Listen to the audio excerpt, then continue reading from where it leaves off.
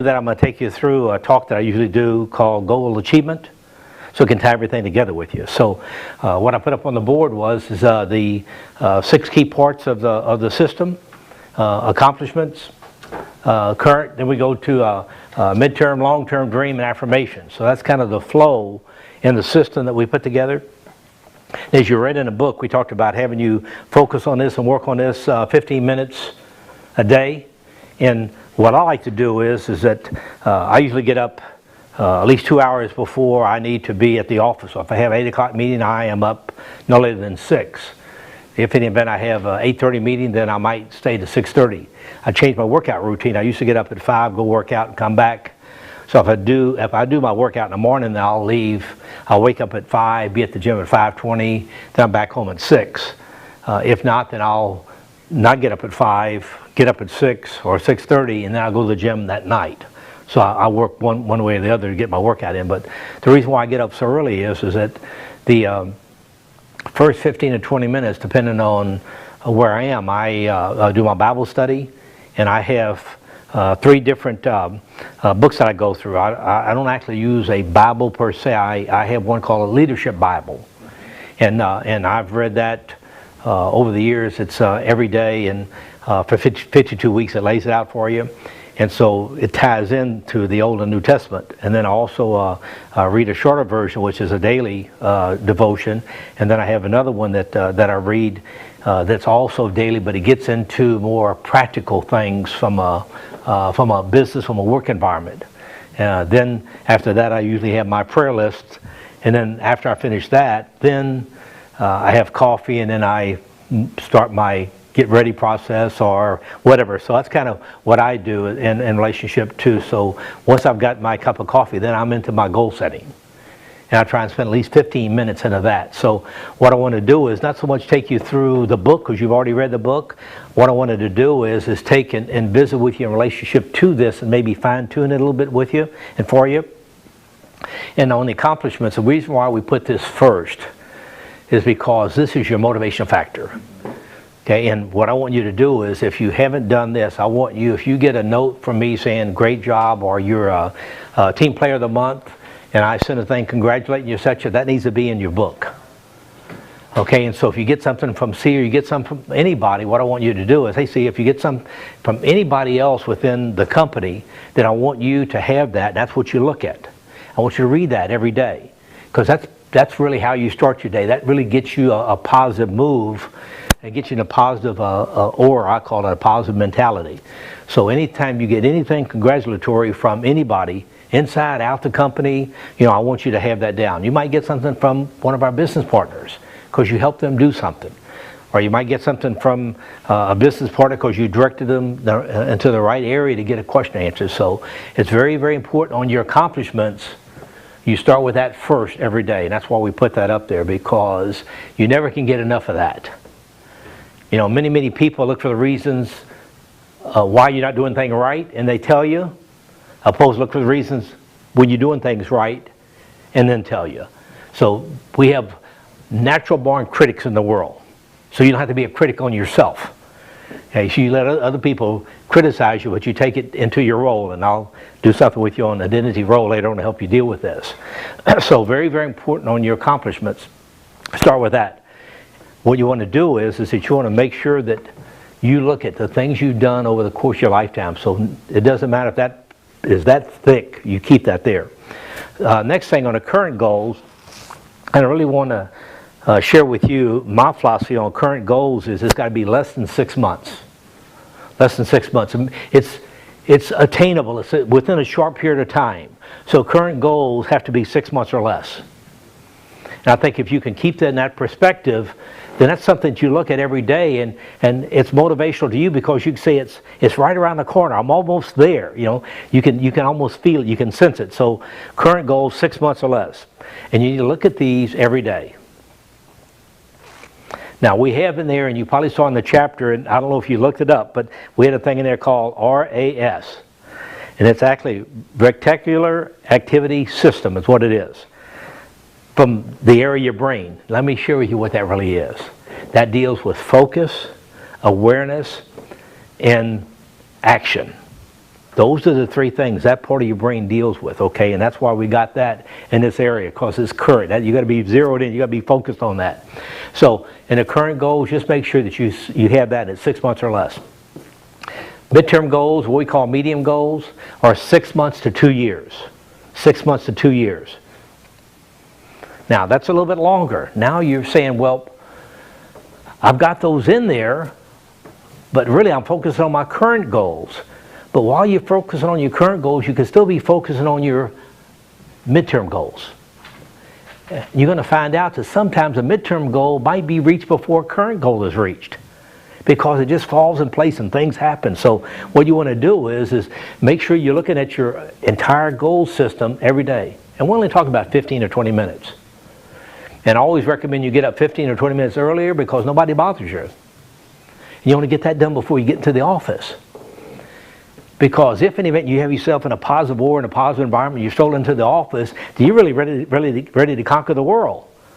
Now, if you run into a negative, then it just bounces off your shoulders, you go on. So what you want to do is, if you come in, you're coming in to where you're always in front of everybody else. And the way you're in front of everybody else is, you know what you're working for that day. So from midterm goals, you're going to go to long term.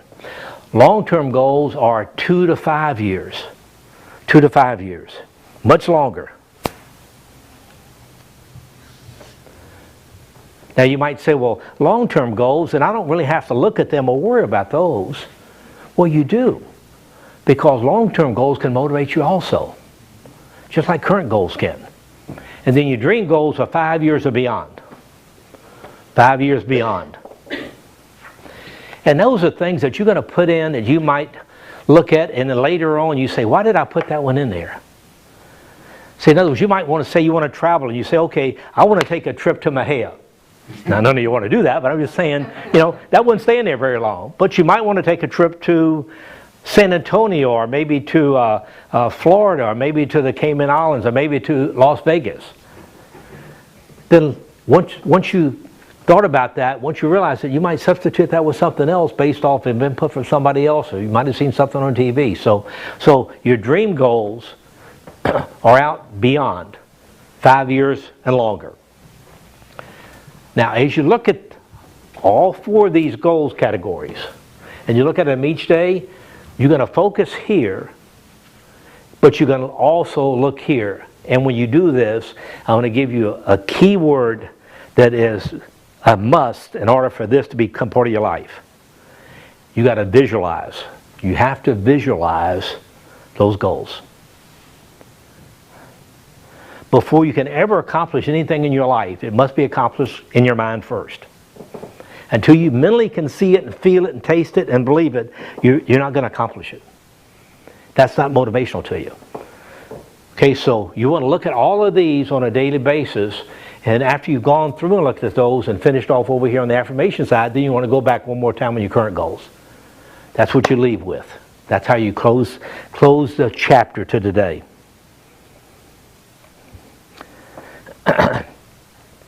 Now here's something very, very important that you saw in the book that I want to emphasize. And that is, once you accomplish a goal in your current goal category, draw a line through it. Okay, you never want to retype your list or redo your list. Stay with the current list, keep adding to it. Now, once you look at your current goals, and let's say you have 10 current goals in there you're working on, and you scratched off 3 of them. Now, when you look at your current goals, that's pretty motivational, isn't it? You got 3 out of 10 already done. Well, if you look at that and compare it to a baseball player, to a hitter, 3 out of 10 times you consider a person to be above average ball player. That meant they got 3 hits out of 10 times. They didn't hit 7 times. Well, it's the same thing from a goal setting standpoint. So you got to make this fun. Don't make this a job. Make this, really kind of your own little thing. And this is where you have an opportunity to have some interaction with yourself, and you can have positive statements and say positive things about yourself. So don't retype your list. Scratch off your goal. Scratch through your goal so you can still see it. Now, were we talking about that? I said earlier you might have a dream goal that might go away. Here's what I want you to do. Do not change your list. Do not retype your list. Once you got it done, what I want you to do is, if you find out that a goal is not motivational to you, you have to eliminate it. If the goal does not motivate you, doesn't inspire you, doesn't drive you to really want to achieve it, you're not going to get it. So take it off your list. Draw a line through it, and I recommend you draw the line through in red. And then you put right next to it, drop. Draw a red line through it, put drop. Now let me share with you why I say a red line. A red line to me is like a stop sign. You physically stop. All of them are done in red. Okay, so what you want to do is that you want to review that, because you might have drawn a line through it. You said, drop, this doesn't motivate me. Well, first you're going to look inside yourself and say, why did I even have it on my dream list? Why did I even have it on my long-term goals list? Because you could have moved it from here over to here and worked your way up here. That's why you got to look at these goals every day, and as you do that, you visualize it to see if in the event it still is motivational to you. You know, the trip I mentioned in my head doesn't turn any of you guys on. But I tell you what, a trip maybe to Las Vegas or to Seattle, Washington, or to Florida or something probably would be motivational to you. And as you move along and start accomplishing these goals, then guess what you're going to have happen? They become larger and larger. See, here's what I look at with people in relationship to the financial side of it. The more you make, the bigger play toys you get. That's the only difference. The only difference between making $40,000 to $400,000 is you get bigger play toys with $400,000 you do with 40. That's it. And then you can also do a lot of other things. You know, you can share it. See, and to me, I think that's why we're here is that if you got the ability to make money and you got the ability to really move within inside a corporation, what you want to do is you have to learn in your lifetime that you got to be able to share that, because that's a gift. Not everybody has the ability to make money in their life. If everybody had the ability, then we wouldn't have people down underneath the bridge, would we?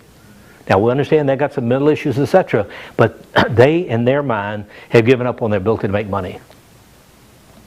But I'll tell you what's exciting is that, you know, Joan goes down, you know, multiple times, and she'll take down 2 or 3 boxes of donuts and drop them off.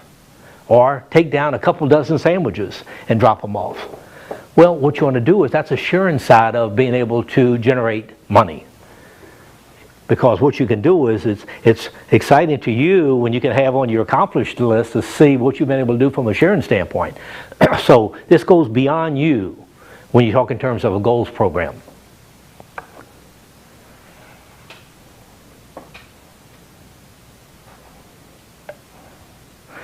Okay, we talked about goals becoming stagnant, so I want to make sure I really emphasize that with you and how you scratched through it and how you wrote that off.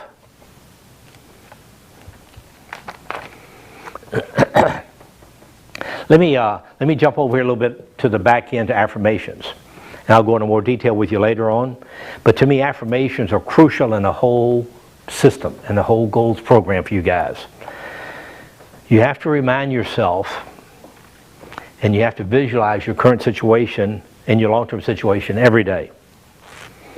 Okay, and by using affirmations, that's what we call a jump start to making this thing happen. And we didn't go in great detail in the book on this, but I'm going to get into more detail with you because I think affirmation, visualization are the key to goal setting. I think it's the key to the whole system we have here. Now, in the book you read, so I want to remind you, and I want to get your commitment from this, on this, and that is, in order to make something become a habit in your life, it takes how long? 21 days. Okay, so what I want you to do is, I want you, as a payback to me, for me sharing with you what we're doing today is that you're going to commit to give us 21 days before you give up on the system. So I'm going to ask you to do that. You don't have to verbally commit in front of everyone else, but I want you to give me the 21 days. One thing I'll guarantee you, we go through this, we're going to get your self-confidence at a much higher level than what it is. And self-confidence is the foundation of leadership charisma. It is the foundation. So what we got to do is we use the system on a day in, day out basis. And as we move through step 2 in the leadership charisma model, what we're going to find out is it's going to move you towards step 3, which is the development of your personal charisma. At the same time, we're going to create that charismatic leader persona which is a fourth one. So, are there any questions that you have on the 6 steps in the system? You've gone through it, you read through it, you probably highlighted it in your book. Based on what I'm sharing with you, are we getting a closer feel for what it really means from an internal standpoint? Okay, any questions? And it's okay if you just stop me as we roll through this. I have a tendency to talk very, very fast, talk with my hands, and so the challenge is, can you write, take notes, and listen all at the same time? And we know it's impossible to do, right? So anyway, that's why we're videoing it, because what I'm going to do when I finish, I'm going to make sure a copy, and you got that. Yes? I do have a question, and I think it mentioned something in the book, but I can't remember if it went into depth or not, about business goals versus personal goals. Yep. Should they be on separate lists but in the same place in the binder that it suggests? Or? Well, they should be at least on separate pages. Okay. Okay, and you don't want to mix those two. Because what you do in business can drive your personal goals, but your personal goals can drive your business goals. As long as you have separate pages, you head them up. Current business goals, dream goals business-wise, or business dream goals, you're okay. And keep those pages separate. Just don't put them on the same pages. It's just like we say with our business partners, you get in business with us, you need to have a personal bank account, and you need to have a business bank account. Don't mix the two monies. Because if you do, then you forget why you're in business. Yeah, and you should have business goals. And that is where you want to go with inside the organization. We really try and pride ourselves that we move people up and beyond and around, and you've seen that all through outside the company. I always say an 800-pound gorilla sleeps where they put their head. Well, a successful person, that's the 800-pound gorilla. They overfill their spot. They make themselves more useful, more valuable. And as a result of doing that, then management looks and should be aware of it. It's okay for you to remind them, saying, hey, you have your meeting, because we get going 90 miles an hour, and sometimes a day becomes a week becomes a month, and a month's a year, and here we go into next year. So we understand that. Okay, let me jump into how you achieve goals. Let me share with you, I think, some basic information to help you understand how to be a goal achiever. You must understand that success in this business is not only setting goals, but it's achieving the goals. So let me make sure we understand what a goal is. Bud Haney's definition of a goal is very simple. It is a dream with a target date attached to it. That's all it is. A goal is a dream that you have, and you've attached a target date to reach it. So a goal is a dream, it's an objective in your life, and you have a time frame or a target date attached to it. That's how simple it is. Okay, that being said, then you have to understand that many, many people set goals all around this world, but not everybody reaches them, which is an interesting statement. See, it doesn't matter where you set them, how you set them, or when you set them. You only get paid when you reach them. I mean, look at the Olympics. Think about the Olympics. Think about all the athletes all around this world. And they train for 3.5 to almost 4 years to try and make the Olympic team for their country. In whatever sport it is. And many of them don't make it. Now, many of them go back and set it to do it the next year. But they might not ever get there. But at least it's the striving towards. It's not necessarily the attainment of. So as you look at these athletes, now they train and they train, now they make their country's Olympic team. And then they go out and now they compete against all the other countries. And you know what, at the Olympics they only give 3 medals out, right? The gold, silver, and the bronze. That's only 3. And I bet if I asked you in different sports, and you really understood sports, I bet you would only know whoever got the gold medal in the last Olympics. Because we'll always remember what? Who came in first. Mm-hmm. That doesn't mean they're the best, they just happen to be the best at that time. So when you set goals, remember, they only pay off when you reach them. So you can lay all this out, you can have it beautiful and all colors all over, and it can be very, very graphic. And if you don't open the book and work on it, guess what? You don't get paid off. You don't get a payoff. So when you set goals, they only pay them off when you reach them. So I'm going to share with you how I have in my life worked to achieve goals. I think there are 4 key ingredients that we have to have, that we got to work on, that we have to internalize in order for us to be able to achieve our goals. So let me give them to you first, and I'll come back and dissect them for you. The first one is you have to commit to your goals. You must make a commitment to your goals. So once you set them, in whatever area you set them, current all the way to dream, you've got to ask yourself, is this worth the price? Is this worth the price for me to pay to reach this goal? If you can't say yes, it's not a valid goal for you. The next thing is, you got to pay the price. So you got to commit to the goal, then you got to pay the price to reach the goal. See, many people set goals, but they don't pay the price to reach it. Number 3, you must track and measure your progress towards your goals. Track and measure your progress towards your goals.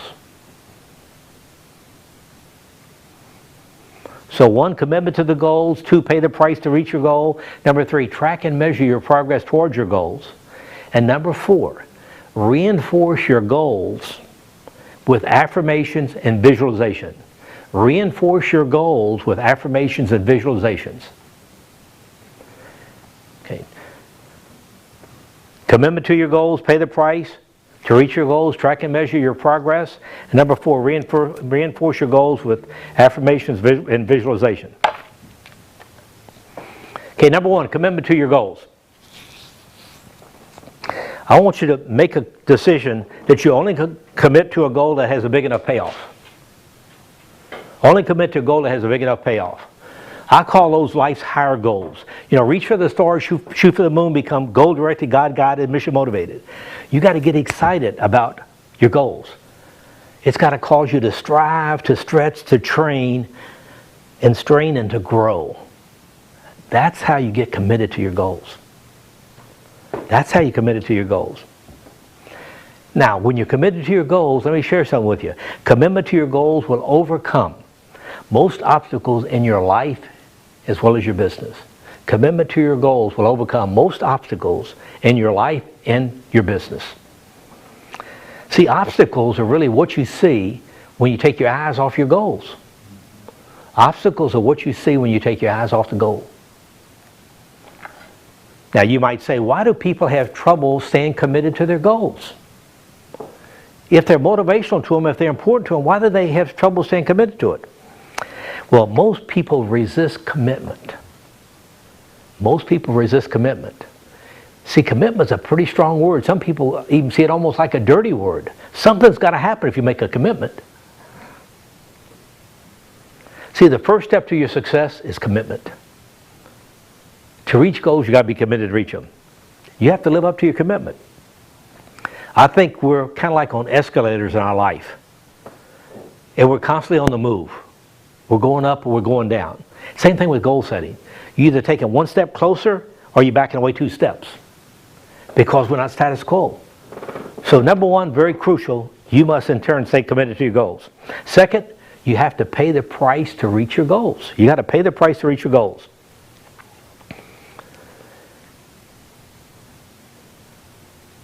And I think this is paramount for you guys.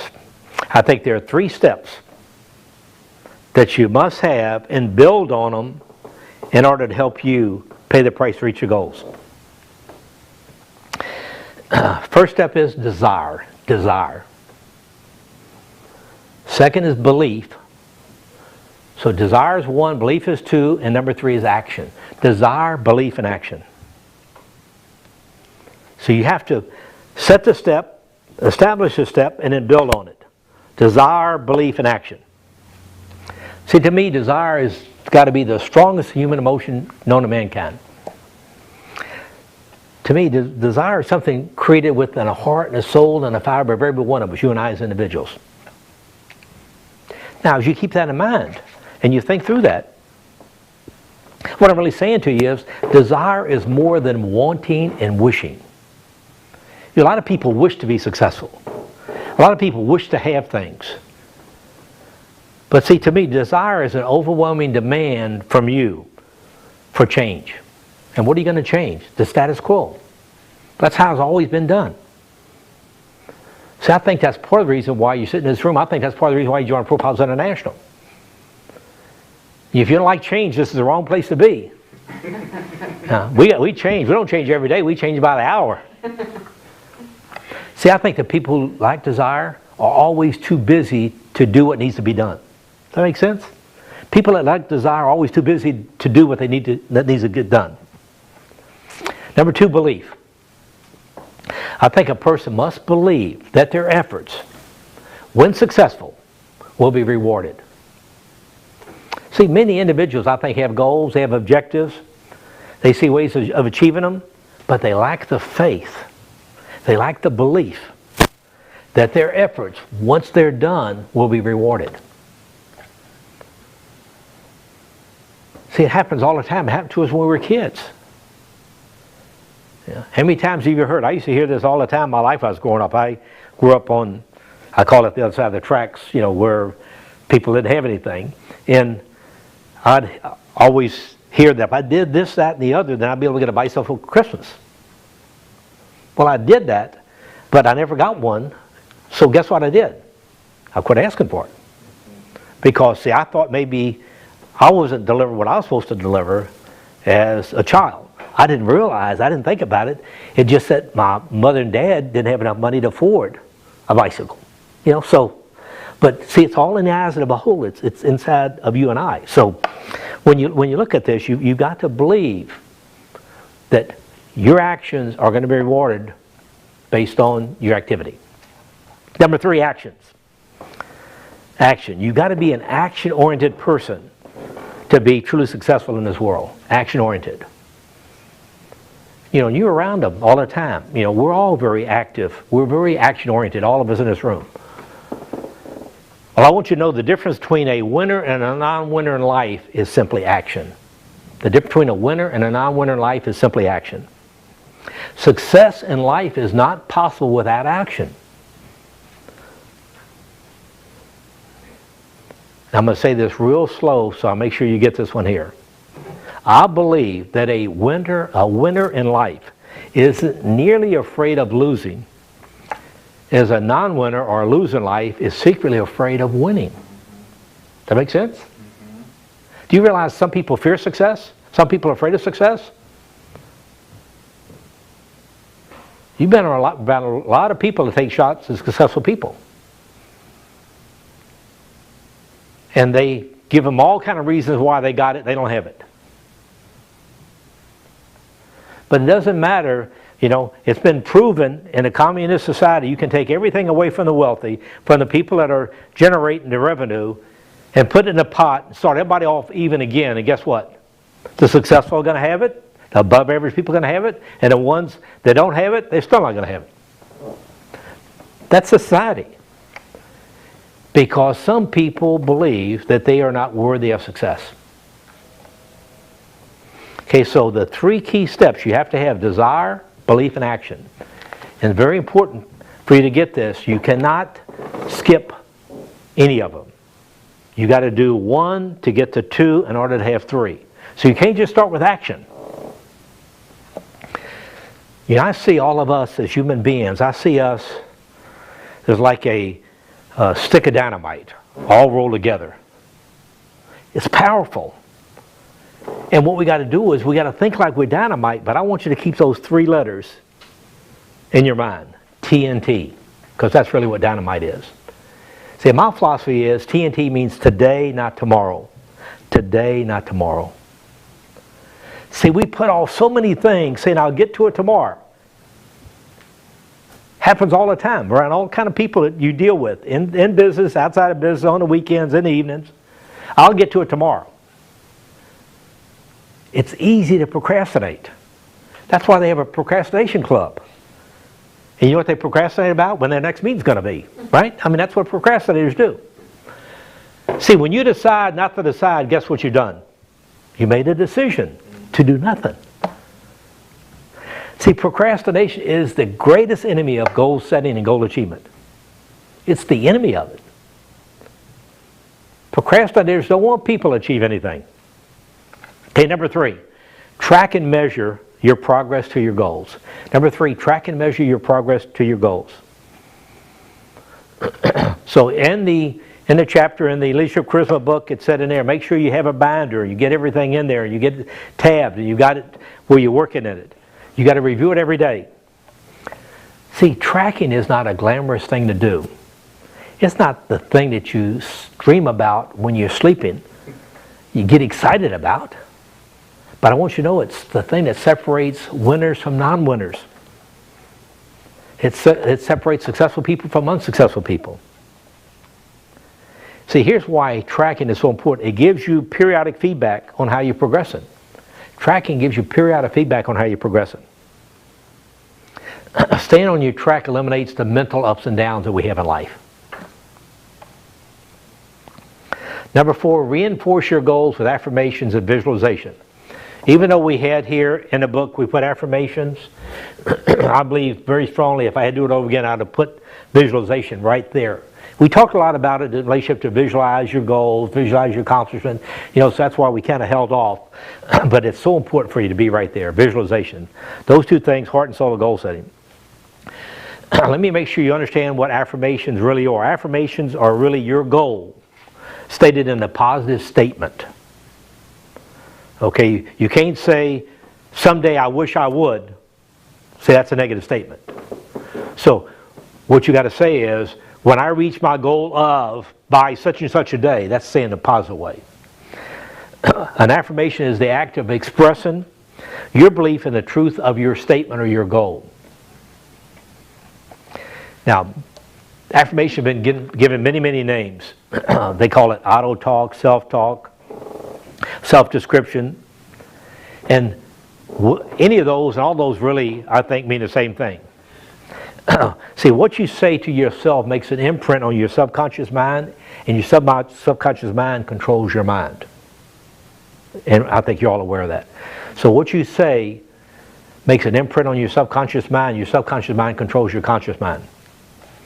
So positive affirmations are crucial to your success. Positive affirmations validate your goals. Positive affirmations validate your goals. They substantiate your goals. Listen to this statement here. This will really, I think, make the impact on you. Affirmations help you remember in your bad moments what you know to be right in your good moments. Make sense? Affirmations help you remember in your bad moments when things aren't going well for you. Affirmations reinforce how important those goals are, so when those good moments come, it substantiates it. Now, you're going to probably say that I'm a little bit egotistical, but here's how I look at affirmations. No one knows you and likes you any better than you know yourself. So you got to have strong positive affirmations. One of my affirmations is, I make things happen. Another affirmation I say is, I like myself very much. See, I might go through the whole day, nobody ever told me that, but I skip to tell myself first. So at least I heard it once. Now what they say is, if you hear it 6 times, that's repetitive, you're going to believe it. I also, one of my big affirmations, I'm a self-starter. I'm a self-starter. Now, this is one that only I believe, and I've said it so many times that I believe it, but most people probably still doubt it. Okay, and this affirmation goes something like this. People love to be around me because they gain something by us being together. Now, why I say that to myself is in order to make me feel comfortable being around people that I don't know. Because on our PXT, on my sociability scale, I'm only a 4. Okay, not a 10. Now my partner Sirbasku is a 10. But the difference between Jim and myself, when we went to a party where there'd be loads of people, Jim would like to see how many people he could get around him so he could talk to them all. And he'd make conversation. See, I'd rather be over with maybe talking to 2 or 3 people. Jim would rather go out to dinner with 8 or 10 couples.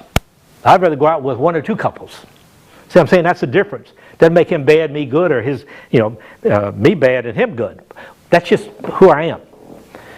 And partly because, we had our attitudes and habits formed when we were by the age of 6. Well, by the age of 6, I was still on this other side of the other tracks. You know, my dad had 8th grade education, was a blue-collar worker, worked with his hands. My mom did finish high school. I was the only one in our family, 3 generations, ever graduated from college. I'm probably only one of about 3 that even went to college, you know, because that was the mindset of our family. So my mindset, by the time I was 6, when my attitudes were somewhat formed, you know, had somewhat of a regressed belief in themselves, you know, and the only thing that probably helped get me out of that is that I was blessed because I had the gift of being able to be an athlete and play baseball. So that forced you to where you had to get out of your own internal shell, so to speak. So develop some affirmations, and you don't have to share them with anybody else, but they got to be beneficial to you. So I like to take some of my goals and write positive statements about them, and that becomes my affirmation. Visualization, I call the visualization a dream machine. It's the ability to picture mentally events and objects. That's what visualization is. It's the ability to picture through your mind events and objects. See, the ability to visualize, and this is very, very crucial for you, has been identified by leading psychologists around the world, that people who have the ability to visualize possess, and they become very high achievers and tremendously successful business people around the world. See, visualization turns fuzzy dreams into active plans for achievement. I think the difference between a visualizer and a daydreamer is going to dream, but they never tend to do anything about the dream. A visualizer sees things as they can become, not as they are. As they like to have them, not as they are at this present time. See, I believe before you can ever accomplish anything physically, tangibly in your life, it's got to be accomplished up here first. You got to give yourself permission to have something in life. Doesn't matter what it is, big, small, and different. I think you have to mentally picture achieving your goals. Whatever you have in those 4 columns up there. Okay, so one more time. You have to commit to your goals. It can't be a halfway commitment. It's got to be a full-time commitment. You got to pay the price to reach them. You got to track them. You got to work in the planner. It takes time. You got to find 15, 20 minutes a day to do that. And then you also have to be able to develop affirmations around your goals and be able to visualize them in relationship to how you want them to become. See, I believe that many, many people believe that success requires an investment and failure doesn't. But I want you to know that it requires an investment from both.